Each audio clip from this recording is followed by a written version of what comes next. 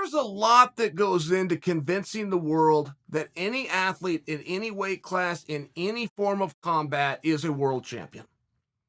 There's a lot, because the first thing that we have to suspend is reality. The only way to know who a true champion is to have a competitive architecture in place.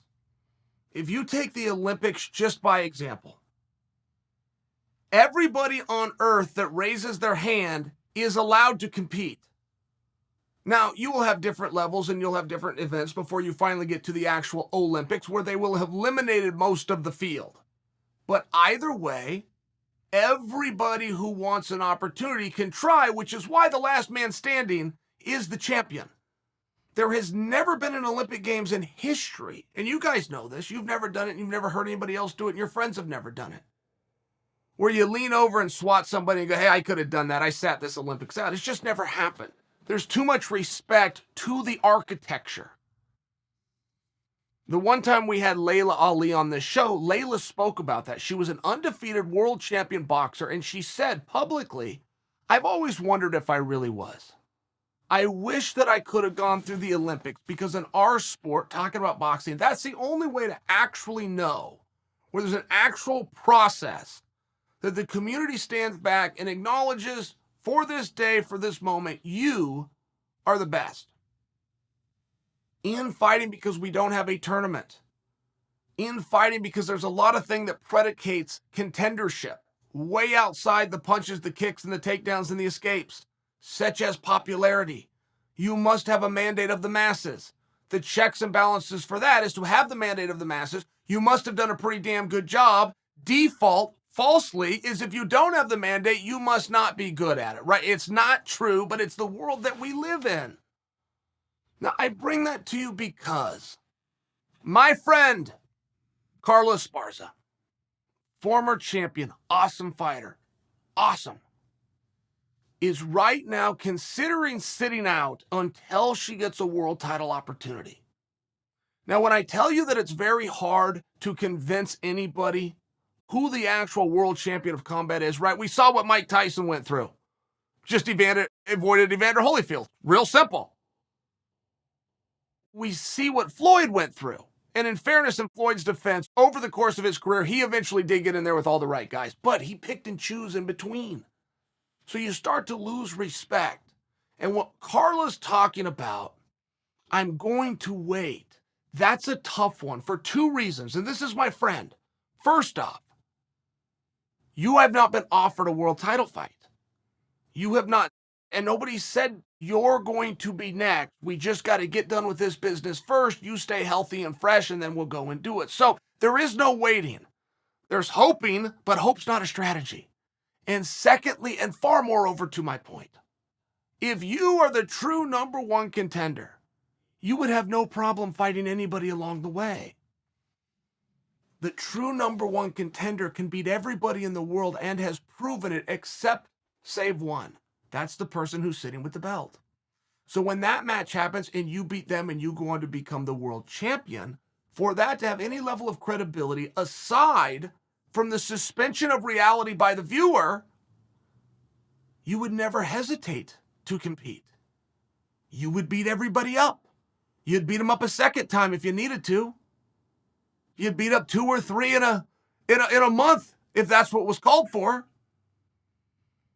I want Carla to get this. She's a former world champion. She's done such a great job, and none of this is to go against Carla. I'm using a name that you guys know who's in this exact example at this very moment. But I just can't historically go back and tell you anybody that's ever waited for a championship, particularly after they come to the media and say it.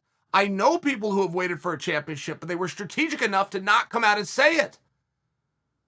When you say it in the media, anything you do in the media is a negotiation. If you come out and you say anything, you are now negotiating publicly. And the only reason I say that strategy doesn't work is the UFC, nobody, in my belief, can reward taking your oars out of the water. The number one rule in this business, of which is show business, is the show must go on. The number 2 rule is the show will go on. So I bring that to you because after you come out and say that publicly, you think you've done enough, you pour your oars out of the water. If they were to reward that, look what would happen. Carla's done a fantastic job. She has not won as many fights in a row as Sean Strickland. So if it's good for Carla and it works, I guess Strickland can never fight again and wait for a title shot there. As good as Strickland has done, he's tied with Vincent Luque. So it works for Carla. Sean's going to copy it. I guess Luque's there, and Luque is one behind Leon Edwards, and this is off the top of my damn head. I don't know how many fights they've won. I don't really care. If you're the true number one contender, it's not going to make a damn bit of difference. If you are truly the next best thing to the world champion, and I bring in the next best thing to you, as long as we had that order right, which you're asking the world to believe is right, then this wouldn't be an issue. It would not be a problem at all. It's the same problem when the number 3 guy doesn't want to fight the number 11 guy. Why not? What would possibly be the problem? And we can suspend things only so far, but once it's done public, it's very different. It's an important point to keep in mind, because I'm using this on something light, but I see people making mistakes and having these pitfalls throughout their career in other areas. I mean, it comes back to a big fight we all have to look forward to. 3-piece Minnesota is going to get answered for. If you're wondering why we waited 3 years, let's back it up to when that was fresh and hot. Let's imagine that George Masvidal and Leon get into it backstage, which is illegal for one. That was an illegal action taken. But let's imagine that it happened and somebody filmed it, which they did. And then imagine the UFC turned around and booked it. The UFC would now be sending a message through the industry: go get into something with somebody and make sure your buddy films it, and you can have a mega payday down the road. And I've made this argument before, which is glaringly obvious. It's one that's so obvious I should not have to point it out. But I do point it out because people have tried to counter me.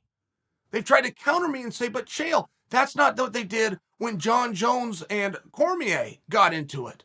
That's not what they did when Lennox Lewis and Tyson got into it. That's not what they did when Connor and the Bus got into it. You're wrong. You're wrong on all of those points. Those fights were signed. Those fights were upcoming. 2 of those things happened at a press conference just prior to the fight.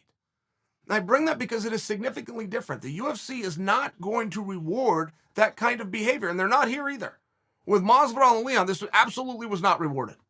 10 different things between the 2 of them have happened between the 3-piece, the soda, and when those guys finally get under the unified rules. It was not signed. I am offering this to remind you, anything you do or say publicly, which you mean as a negotiation, you're trying to negotiate. You know what you're doing. But if you want to start negotiating with your partners, they have to play the game back. If you punch, they'll counterpunch. They'll let you go first. They behave like gentlemen, in all fairness. They take all the bad rap, all the how could have you possibly done this. They go second. They let you go first. But they have to match you. So be very tactical. Be very, very tactical. Because if you are the number one contender, or if you are the best in the world, fighting anybody underneath you shouldn't matter.